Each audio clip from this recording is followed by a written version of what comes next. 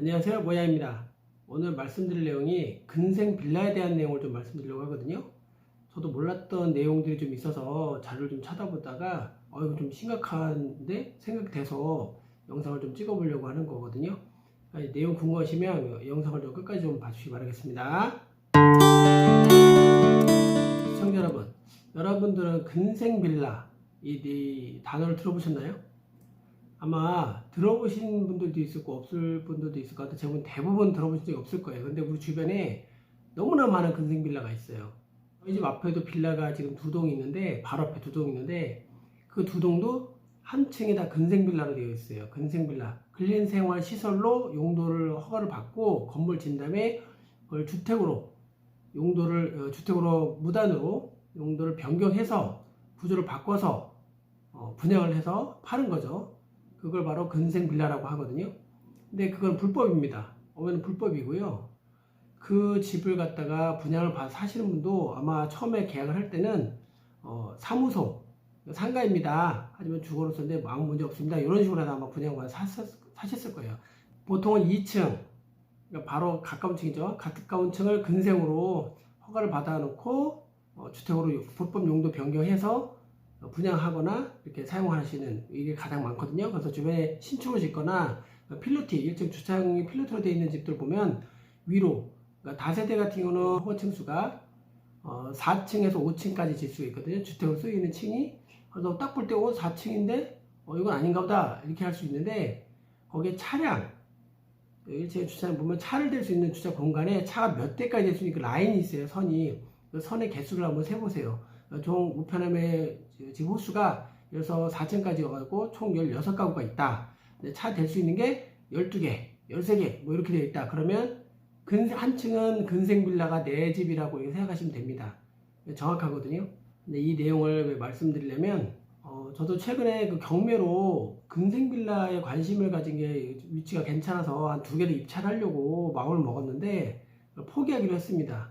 그 이유가 국토부에 보도 자료가 있어서 한번 연락을 해봤어요.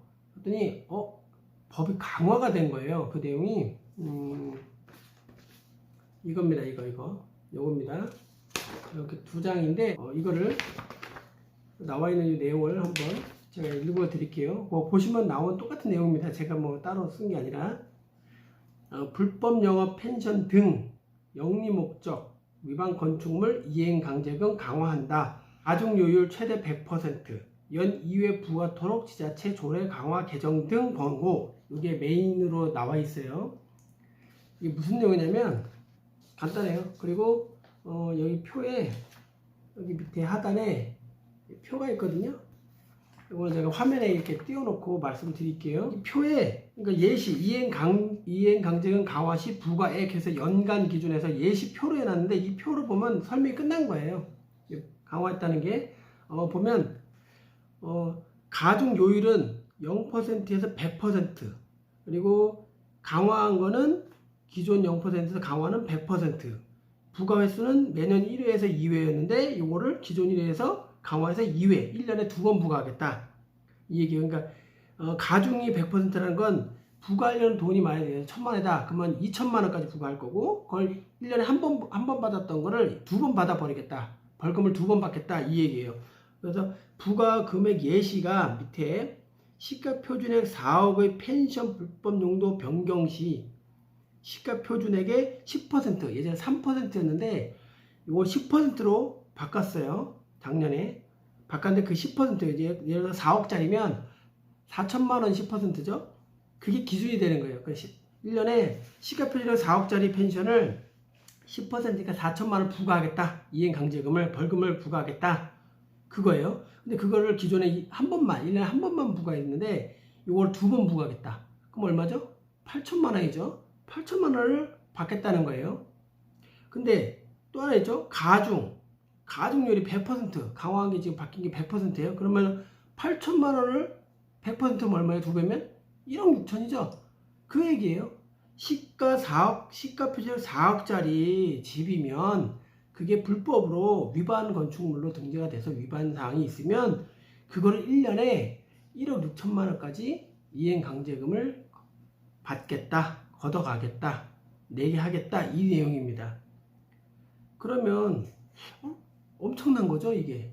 엄청난 거죠. 근데 여기에 보면 가장 중요한 내용은 그거예요. 제가 이 내용을 보면서 생각했던 건 뭐냐면, 그 첫 번째 페이지에 하단에 보면, 맨 밑에 보면 영리 목적 위반 건축물 해서 건축법 제80조 해가지고 판매, 숙박, 임대 등 영리를 목적으로 불법 용도 변경해서 신축, 중축, 주택 세대수 증가 뭐 이렇게 내용들이 있어요. 제가 말씀드리고 싶은 건 시청자 여러분 중에 아마 근생빌라에 지금 살고 계신 분이 있을 거예요. 근데 살고 계신 분한테는 참 죄송한 얘기입니다. 죄송한 얘기고, 미리 말씀드릴게요. 죄송한 얘기고, 아직 살고 계시지 않거나 주변에 신축으로 진 빌라가 있는데 근생빌라를 분양받으시려고 하거나, 또는 이미 지어서 살고 있는 사람이 있는데 그 사람한테 근생빌라를 내가 살려고 매매해서 들어가 살려고 매매를 계획하시고 계시거나, 또는 그 근생빌라에 누군가 임대를 놓으려고 하는데 내가 거기서 세를 들어 전세나 월세로 들어가 살려고 하시는 분이 있으면 무조건 하시기 마시고 바라겠습니다.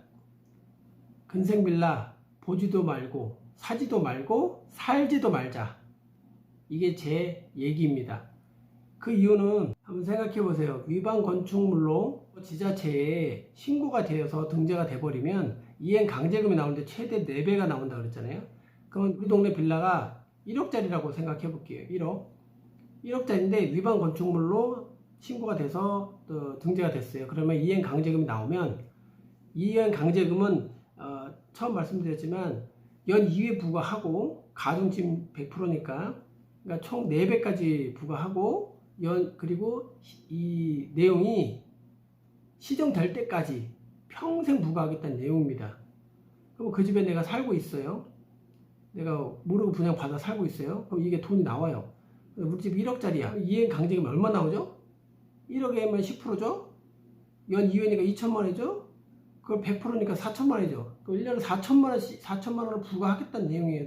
내란 얘기예요. 근데 그게 언제까지? 시정될 때까지. 시정이란 뭔 얘기예요? 주택으로 쓰고 있는 거를 다 원상복구 해놓으란 얘기예요. 도면대로, 옛날 처음에 그 건물 짓던 도면이 있으니까 도면대로, 용도대로 쓰게끔 다 해놓으란 얘기예요. 살지 말란 얘기죠. 제가 보지도 말고 사지도 말고 살지도 말라고 했잖아요. 그거 해봤자 어차피 집으로도 못 쓰는데 뭐하러 봅니까? 그리고 사지 말라 그랬잖아요.